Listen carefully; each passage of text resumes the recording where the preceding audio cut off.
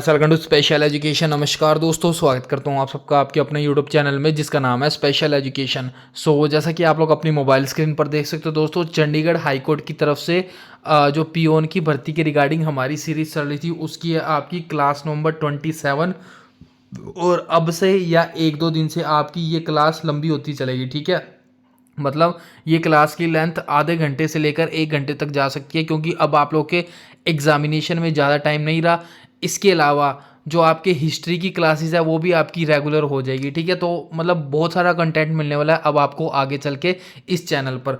तो कंटिन्यू रहना, और चैनल को सब्सक्राइब नहीं किया तो सब्सक्राइब कर लो। इसके अलावा अगर आप लोगों ने प्रीवियस क्लासेस नहीं देखी, मतलब 26 क्लासेस प्रीवियस, जाके देख लेना। डिस्क्रिप्शन बॉक्स में आपको लिंक मिल जाएगा, प्लेलिस्ट बनी हुई है। तो चलिए आज की क्लास स्टार्ट करते हैं। बट उससे पहले अगर आप लोग चैनल पर पहली बार विजिट कर रहे हो और अभी तक आपने चैनल को सब्सक्राइब नहीं किया, then please do subscribe the channel. Also press the bell icon so you can get all the latest update from our channel.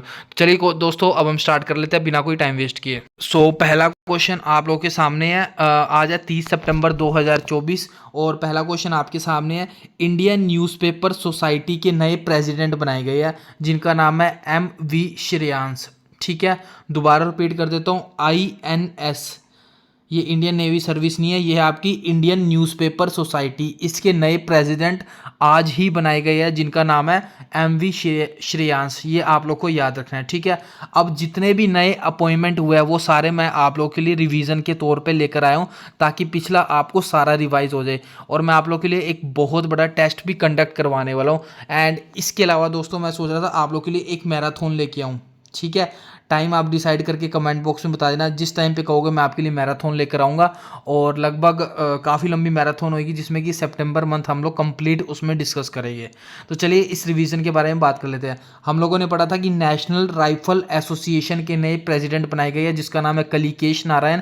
इसको आप लोग ट्रिक के थ्रू भी याद कर सकते हो, इस तरीके से याद कर सकते हो कि कलिकेश से इसको कलयुग कनेक्ट कर दो और नारायण से भगवान को कनेक्ट कर दो। मतलब कलयुग में नारायण को भी राइफल की ज़रूरत पड़ेगी कलयुग का अंत करने के लिए, ठीक है। या कली का अंत करने के लिए नारायण को राइफल की ज़रूरत पड़ेगी।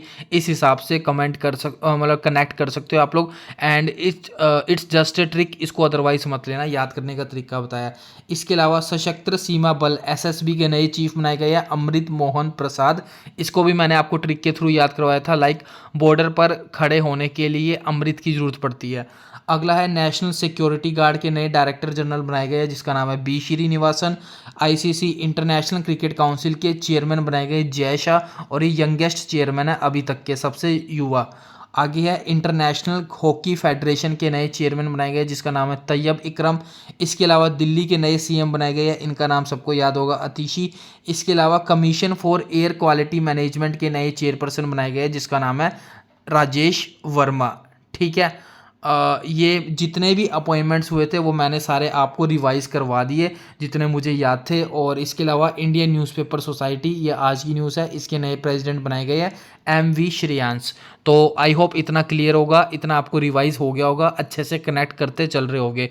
और अगर आपको अच्छी लग रही है वीडियो तो प्लीज़ लाइक कर देना। इसके अलावा अगर आप लोगों ने अभी तक बुक डाउनलोड नहीं करी तो डिस्क्रिप्शन बॉक्स में आपको बुक का लिंक मिल जाएगा, जो कि आपके इंग्लिश और हिंदी दोनों लैंग्वेजेस में अवेलेबल है, जाके आप लोग डाउनलोड कर सकते हो। अगला क्वेश्चन आपके सामने है। अब ये क्वेश्चन आप लोग इंपॉर्टेंट मार्क कर लेना क्योंकि हाई कोर्ट से रिलेटेड क्वेश्चन है। तो दिल्ली हाई कोर्ट में दोस्तों नए चीफ जस्टिस बनाए गए हैं। दिल्ली हाई कोर्ट के नए CJ बनाए गए, चीफ जस्टिस बनाए गए जिसका नाम है जस्टिस मनमोहन। अब चीफ जस्टिस से रिलेटेड या हाई कोर्ट से रिलेटेड जितनी भी न्यूज़ है वो सारी मैं आपके लिए रिवीजन के तौर पर लेकर आ गया, सारा मैं आपको रिवाइज करवा देता हूँ। दिल्ली हाई कोर्ट याद होगा, नए चीफ जस्टिस बनाए गए हैं जिनका नाम है जस्टिस मनमोहन। नहीं याद हुआ तो कोई नहीं, एक दो दिन में मैं आपको रिवाइज करवा के याद करवा दूंगा। तो हम लोगों ने पढ़ा था MP high court, Madhya Pradesh high court के नए चीफ जस्टिस बनाए गए हैं जिनका नाम है जस्टिस सुरेश कुमार, ये आपको याद रखना है, ठीक है। इसके अलावा MP से रिलेटेड हम लोगों ने एक न्यूज़ पढ़ी थी, Vrindavan scheme agriculture Vrindavan scheme, agriculture infrastructure fund scheme. इसके अलावा एमपी में एक 6 नंबर का एयरपोर्ट भी बना है, रीवा एयरपोर्ट। तो ये भी आप लोग याद करते चलना, कभी एमपी न्यूज़ में आएगा तो मैं आपको सारा कनेक्ट कर दूंगा। इसके अलावा लॉ कमीशन के नए हेड बनाए गए हैं जिनका नाम है जस्टिस राज अवस्थी। तो जस्टिस से रिलेटेड जितनी न्यूज़ थी सारी मैंने कवर करवा दी।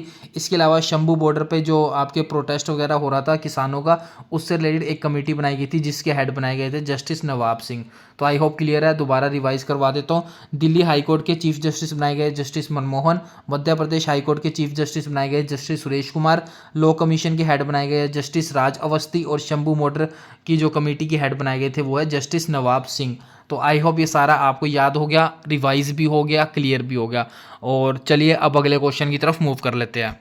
अगला क्वेश्चन आप लोग के सामने है, इसको भी आप लोग इंपॉर्टेंट मार्क करना। जीएसटी काउंसिल ने एक 10 मेंबर की कमेटी बनाई है, और ये कमेटी इसलिए बनाई है क्यों, जो भी लग्जरी आइटम्स होती है, जो भी लग्जरी होती है उसके टैक्सेशन रेट को इन्होंने रिवाइज करना है। मतलब नए टैक्स के रेट लेकर आएंगे, तो उस टैक्स के रेट को डिसाइड करने के लिए इन लोगों ने 10 मेंबर की कमेटी बनाई है जीएसटी काउंसिल ने। जीएसटी की फुल फॉर्म याद रख लेना, गुड एंड सर्विस टैक्स, बिल्कुल सिंपल सी है, सबको पता होगा।